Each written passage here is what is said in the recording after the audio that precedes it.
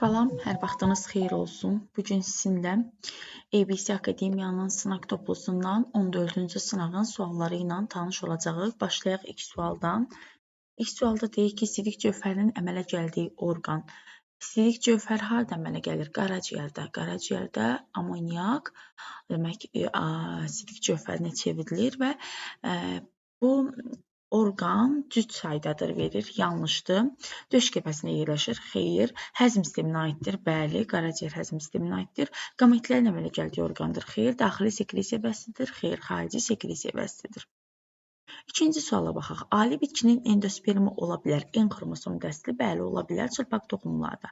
2N xromosom dəstli, 2N xromosom dəstli endosperm bu partenogeniz yolla inkişaf edən bitkilərə aid ola bilər. Bu doğrudur. Ona görə 3N xromosom dəstli, bəli, 2 qat maylanmada endosperm 3N xromosom yığımına malik olur. Yəni 2 qat maylanma nəticəsində əmələ gələn endosperm daha doğrusu 3N xromosom dəstinə malik ola bilir. Ona görə də 1, 2, 3 hər üçü doğrudur və ikinci sualda cavab A bəndi olacaq. Keçək üçüncü suala. Görək 3-də nə deyir? DNT molekulunda cəmi 4800 nükleotid var. Əgər molekulda timinin sitozinə nisbəti 1-ci nisbəti olarsa, bu DNT molekuluna cəmi neçə hidrogen rabitəsi var? Tutaq ki, mən timinin sayını bilmirəm, timinin sayını x ilə işarə edeyim. O zaman sitozinin sayı 3x olacaq. İndi əgər timin x sayıdasa, demək adenin də x sayda olacaq. Və yaxud da ki, sitozin 3x-dırsa, demək guanin də 3x olacaq. Toplamda onda nə qədər nükleotid olacaq burada? 8x. 8x bərabərdir molekulda 4800 nükleotid var. Buradan da çıxır ki, x-in qiyməti 6-dır. Aha, demək biz tapdıq ki, timin, adenin hər birinin sayı 600 ədəddir. Timin bərabərdir. Deməli, adeninə onların sayı 600 ədədə bərabərdir. O zaman guanin də sitozinə bərabər olacaq. Və onların da sayı 3x olduğuna görə 1800 olacaq.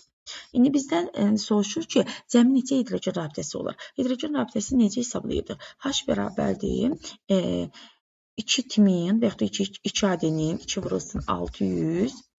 Üzərinə gələ bilərik. Buradan 3 guanini və yaxud da ki, sitozini.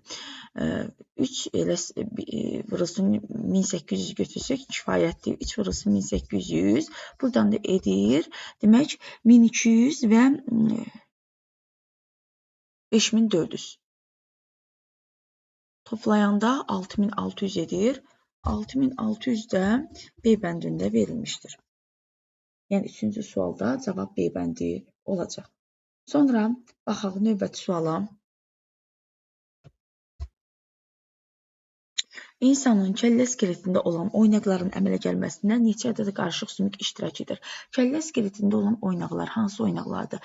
Gicgah və alt çənə arasında əmələ gələn oynaqdır. Burada qarışıq sümük dediyinə görə alt çənəni götürəcəyik. Bir ədəd alt çənə.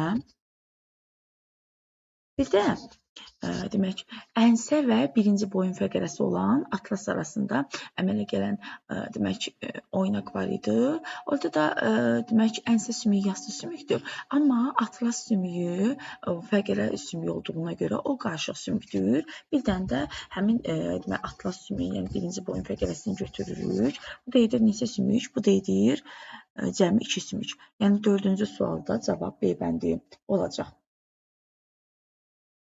Sonra baxaq 5-ci suala. İnsan üçün A bölünsün B ifadəsinin qiymətini tapın. A. Somatik hüceyrə sayı 50-dir. İnsan üçün deyir. İnsanın biz bilirik ki, somatik hüceyrələrində 46 xromosom var. Bunlardan 44-ü avtosom, ikisi isə cinsiyyət xromosomudur. O zaman burada cinsiyyət xromosomlarının qiyməti x neçə olar? 50 hüceyrə olduğuna görə hərəsindən 2 cinsiyyət xromosomu, deməli x-in qiyməti 100-ə bərabər olacaq. Və autosom xromosomlarının isə A-nın da sayı bu cür tapılır. 50-ni 44-ə vurmaqla tapılır. Bu da edir 2200. 2200. Gəlin indi biz ikinci hissədə Y-i tapaq. Aha, indi biz Y-i cinsiyyət xromosomlarının sayına görə tapa bilərik. Cinsiyyət xromosomları verib 50. 50-ni bölərik 2-yə.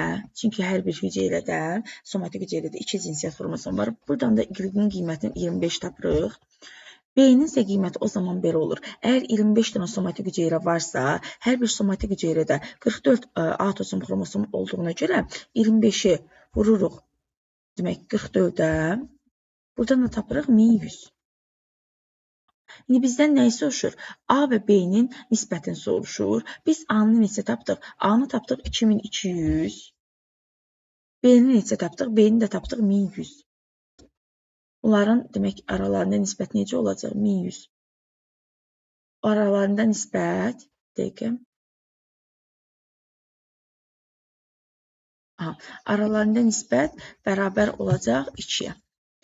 Bu nisbətdə hansı bənddə verilmişdir? Nisbət də A bəndində verilmişdir. A cavabı uyğun cavabdır. Sonra baxaq 6-cı suala.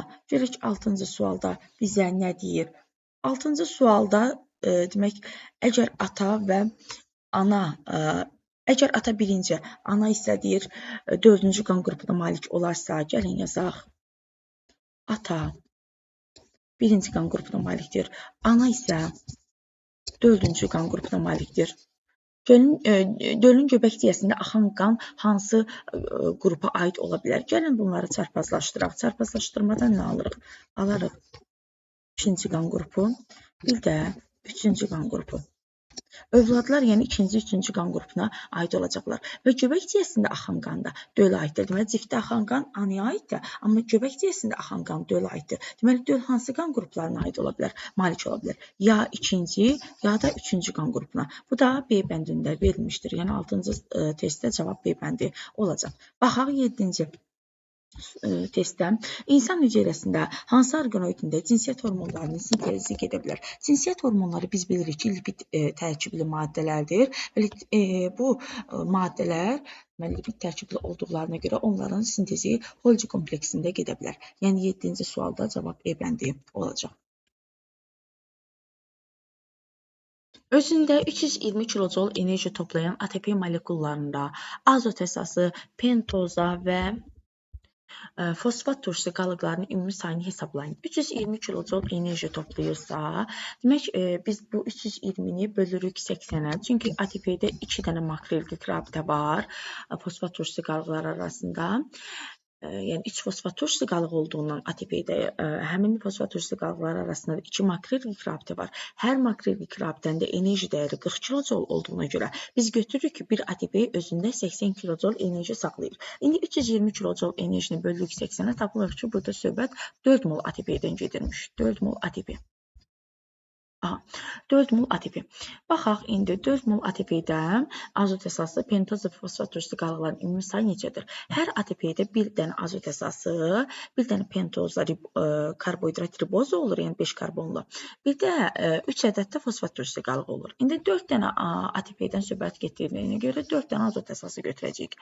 4 dənə pentoza götürəcəyik. Və 4 vurulsun 3 sayda da demək fosfat turşusu qalığı götürəcəyik. Bu da eləyir neçə? Bu da eləyir 20. 20 də hansı cavabda verilmişdir? 20 də B bəndindən verilmişdir. Demək, B bəndi uyğun cavab olacaq. Sonra 9-cu sualda deyir ki, əksər hallarda genetik bilginsi materialın alınmasını təmin edir. Burada genetik bilginsi material fərdi seçmə hissəsində alına bilər. Fərdi seçmə, çünki öz-özünə tozlanan bitkilərə tətbiq olunurdu. Digərləri isə uzaq qohum çarpazlaşması, çalaqdan istifadə, növlər arası birləşmə, kütləvi seçmə. Bunlar hamısı demək materialın bilcinsliyini yox, daha çox rəngarəngliyini təmin edirdi. Yəni, rəngarənglik yaranırdı onların hesabına. Ona görə də onlar uyğun cavab deyirlər. Sonra keçək 10-cu suala.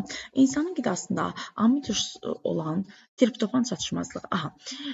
Bu haqda demək biz bilirdik ki, amid turşularının çatışmazlığı müxtəlif fəsadlar törədə bilər. Məsələn, histidin çatışmazlığı nəticəsində hemoqlobin azalır. Sonra lizin çatışmazlığında baş gicəllənmə, ürək bulanma yaranır. Triptofan çatışmazlığında ciddi arıqlama baş verir və burada da elə triptofan çatışmazlığını soruşur. Bu da ciddi arıqlamaya səbəb olur. C bəndində verilmişdir. 11-ci suala baxaq. Hansı canlının skeleti viruslar tərəfindən zədələnə bilməz? Burada söhbət may böcəyinin skeletindən gedir. May böcəyinin xarici skeleti, demək, daxili skeleti yoxdur bunlarda. Bunlarda xarici skelet vardır. Xarici skeleti xitindən təşkil olunmuşdur və onların xarici skeleti, demək, yəni canlı deyil.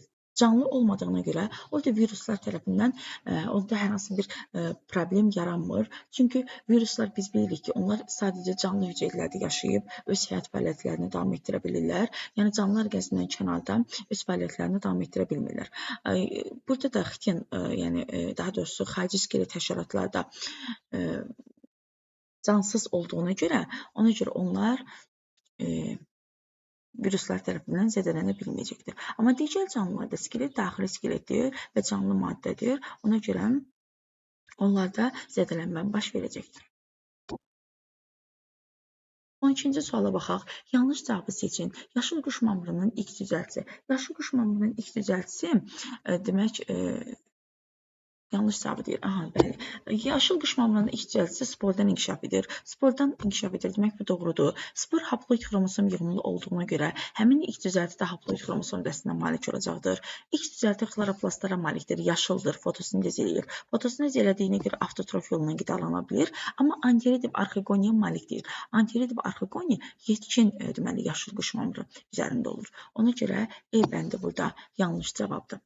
13-cü sualda Vavilova görə aşağıdakı verilən bitkilər hansı mənşi mərkəzinə aiddir? Qarğıdalı, kakao, tütün, balqabaq. Bunlar Mərkəzi Amerika mərkəzinə aid olan bitkilərdir. Ona görə B bəndi uyğun cavabdır burada. Aha. Arxipteriksin meydana çıxdığı geoloji dövrdə. Arxipteriks nə zaman meydana çıxıb? Yurada. Aha. Baxaq, ilk məməlilər meydana çıxdı. Xeyr, ilk məməlilər Triasda meydana çıxdı. Bu uyğun deyil. Sonra, ikinci, toxumlu qıcılar yox oldu. Toxumlu qıcılar da Triasda yox olmuşdu. Bu da deyil. Uçan onurğalılar yarandı, bəli. Çek meydana çıxdı, təbaşirdə. Avstralopteklər meydana çıxdı. Bu isə Neogendədir. Ona görə bu da uyğun cavab deyil. Burada sadəcə C cavabı uyğun oldu. 15-ci suala baxaq. Aralarında ilk dəfə əmək bölgüsü getmiş insan yarımcinsinin nümayəndələri haqqında hansı fikir yanlışdır? İlk dəfə əmək bölgüsü hansına getmişdi? Neandertallarda. Neandertallar haqqında yanlış fikir deyil. Çənaltı çıxıntıya malik olublar. Bəli, çənaltı çıxıntıya malik olublar və nitqləri də var idi. Bu doğrudur. Dini inanclara malik olublar.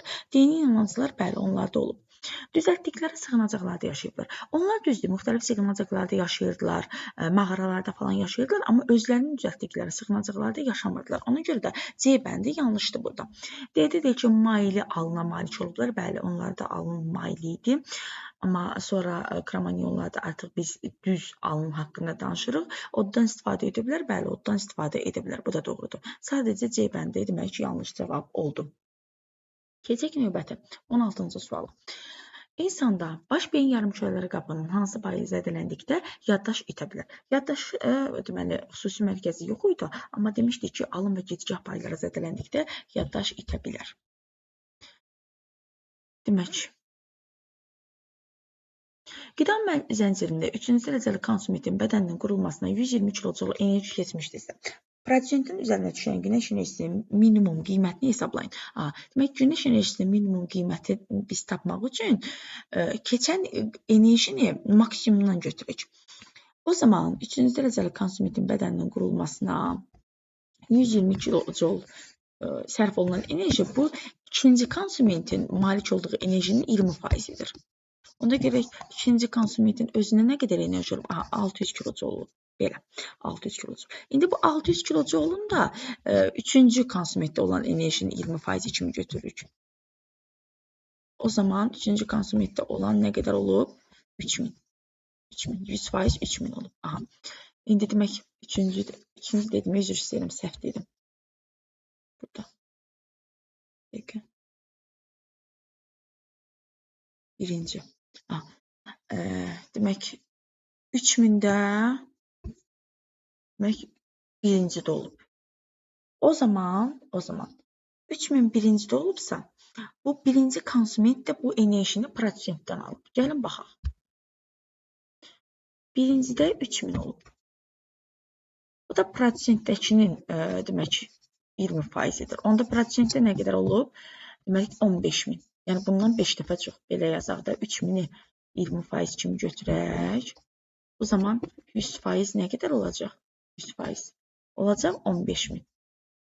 Bitki əgər üzərinə düşən günəş enerjisinin belə deyim 15000 kJ-undan istifadə edibsə, bu 1%-dir. Və bitkinin özünün üzərinə düşən günəş enerjisi nə qədər olub? Onda 15000-i 100-ə vururuq. Və ya başqa sözlə Elə 15.000-in 100-ə vurub, və ya yanına 2 dənə 0 artırmaqla da bunu tapa bilərik. Nə qədər olacaq onda bu?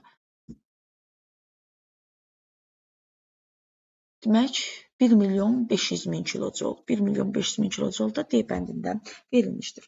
Sonra baxaq 18-ci suala. Zərbələ əsasən x plus y ifadəsinin qiymətini tapın. X plus y ifadəsi. Alma bitkisi verilib, bir dişiciyində olan yumurtacıq sayı 4-ə bərabərdir. Aha, demək, gələcəkdə bundan 4 dənə toxum əmələ gələ bilər. Bu dişicikdən əmələ gələn toxum sayı maksimum. Maksimum, əgər bütün yumurtacıqlarda mayalama prosesi getsə, o zaman bunlarda 4 dənə toxum əmələ gələcək. Yəni, maksimum qiymət 4-ə bərabərdir. Toxumların əmələ gəlməsinə iştirak edən spermlərin sayı. Hər bir toxumun əmələ gəlməsinə 2 sperm iştirak edir. İndi 4 toxumdursa, 4-ü vururuq 2-yə, bu da edir 8 sperm. Və cəm nə qədər olur? X plus y, 4 plus 8, bu da bərabərdir 12. C bəndində verilmişdir.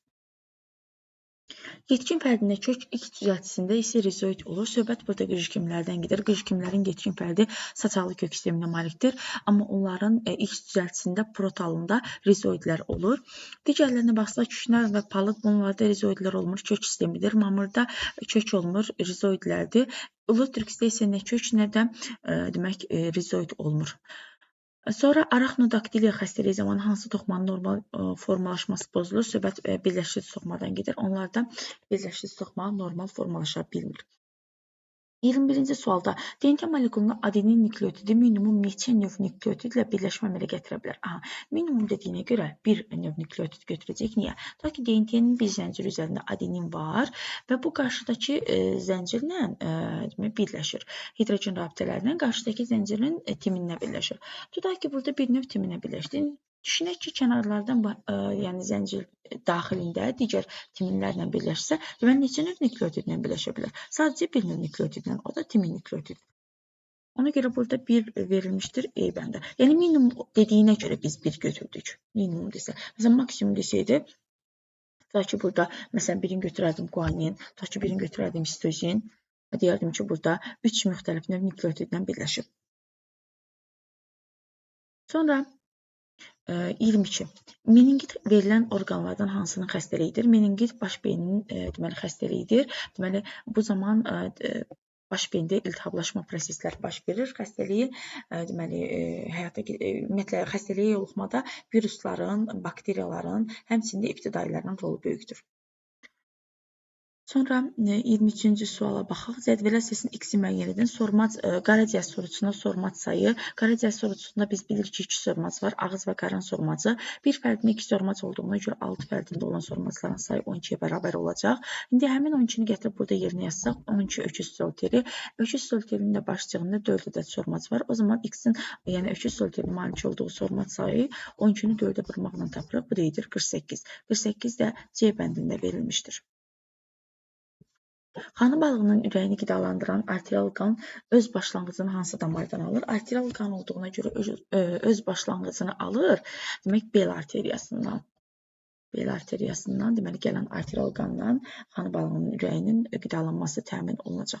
Sonra 25-ci sualda deyir, xaslı örümcəyin tor zilciklərinin sayı M-dir. 3 cür tor zilciyi vardır. Yəni, M-in qiyməti 6-ya bərabər olacaq. Pedipalpların sayısı 2-yə bərabərdir. İndi bizdən nəyi soruşur? Bizdən xelisellərin sayını necə hesablaya bilərik? Bunu soruşur. Xeliselin sayı da 2-yə bərabərdir. İndi görək biz 2-ni necə ala bilərik?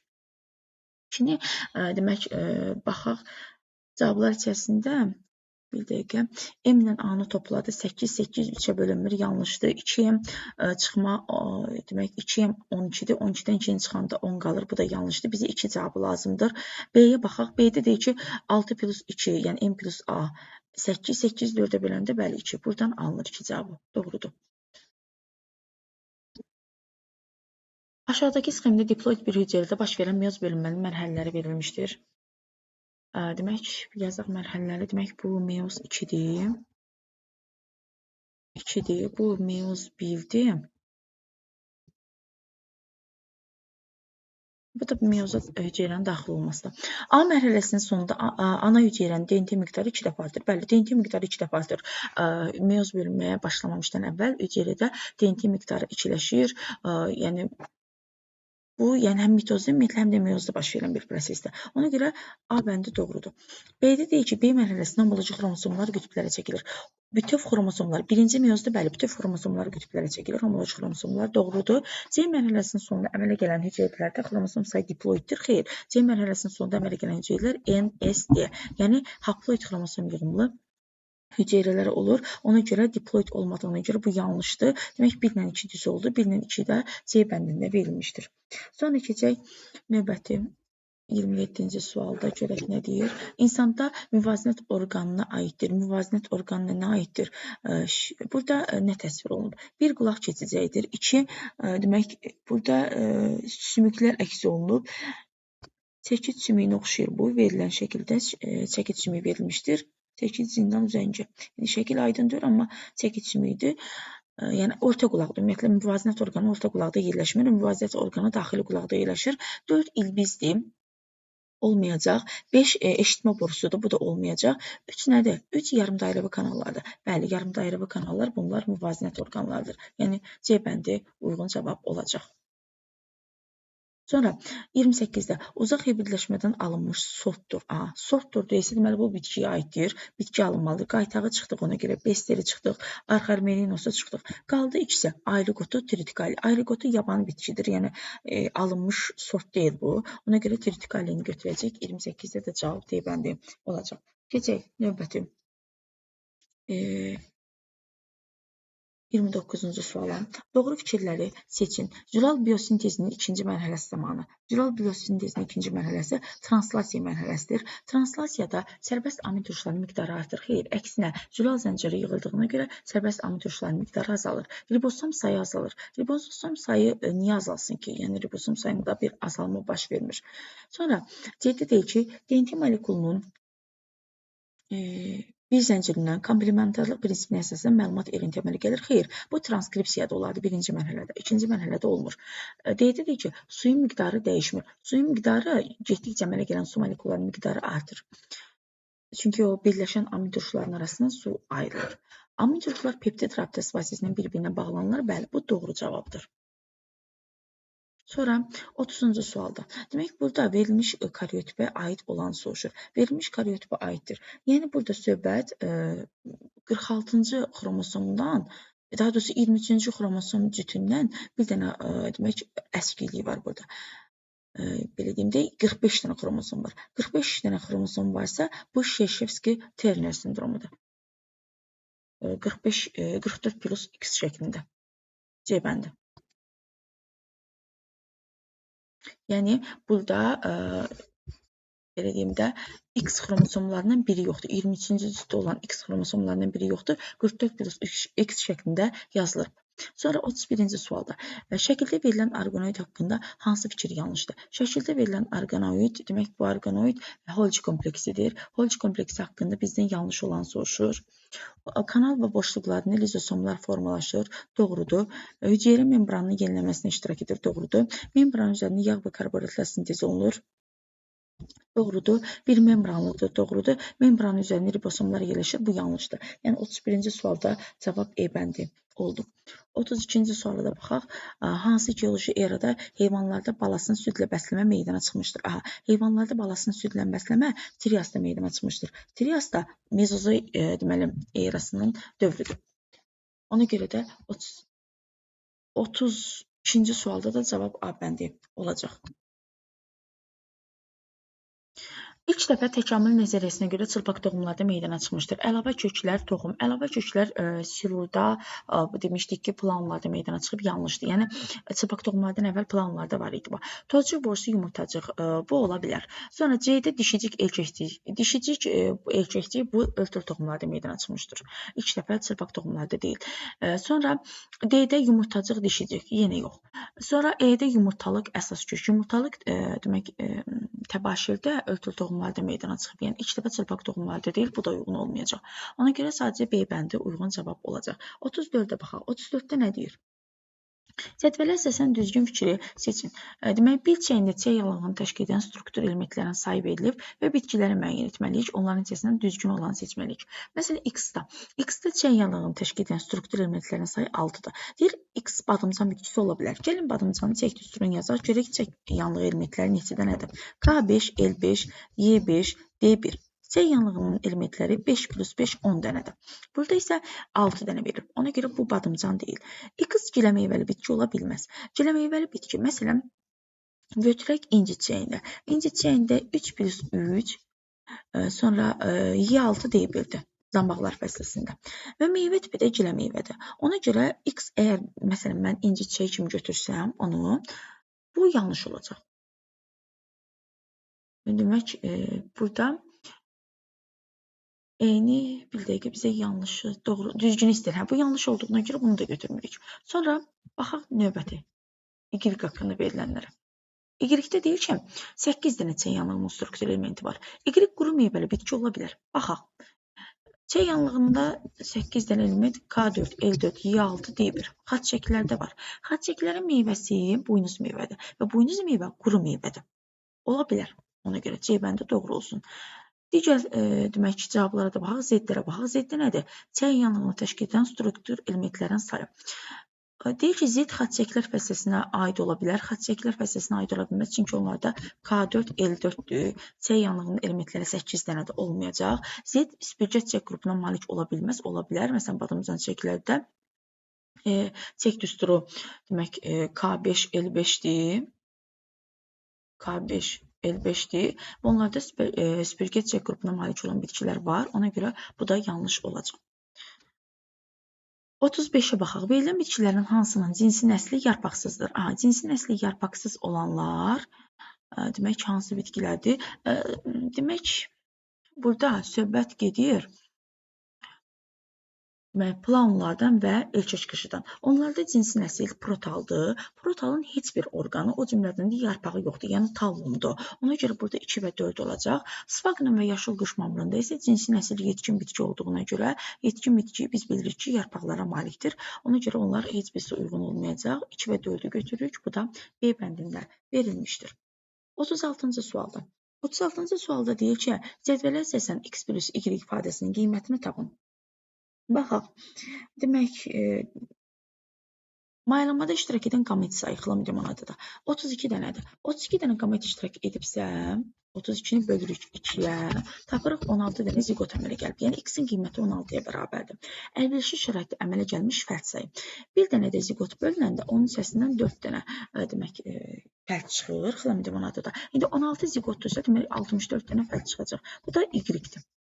O zaman X plus Y neçə olacaq? 16 üstəgəl 64 bərabərdir 80. Bu da C bəndində verilmişdir. Sonra 37-ci sual. Fototrop bakteriyadır. Fototrop bakteriya nədir? Yəni günəş enerjisindən istifadə edərək qeyri-üzvü maddələrdən üzvü maddə sintezləyə bilir. Qırmızı bakteriya 1, yaşıl bakteriya 3 və siyanobakteriya 5.